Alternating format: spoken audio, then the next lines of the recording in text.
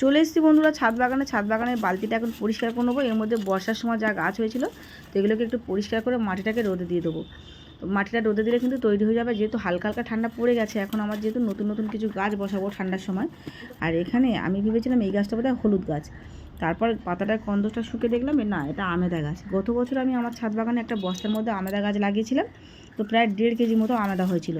যদিও এখন আমেদা তোলার সময় নয়, কিন্তু আমি যেহেতু আমেদাটাকে তুলে দিলাম, তার কারণ হচ্ছে গত বছর যে আমেদাগুলো হয়েছিল আমার ছাদ বাগানে একটা গাছে, সেই আমেদাগুলো কিন্তু আমি আমার বাগানে লাগিয়ে দিয়ে এসেছি। তো বাগানে অনেক আমেদা হবে, তো ওই জন্য ভাবলাম এখানে শুধু শুধু রেখে কোনো লাভ নেই।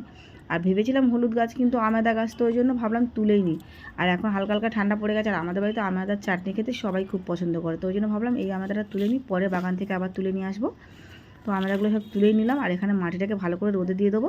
আর প্রায় অনেকটাই মতো হয়েছে, 250-300 গ্রাম মতো হয়েছে। তো বন্ধুরা, আজকে ছিল এটাই ব্লগ। কেমন লাগলো কমেন্ট করে জানিয়ে, ভালো লাগলে চ্যানেলটি ফলো করো।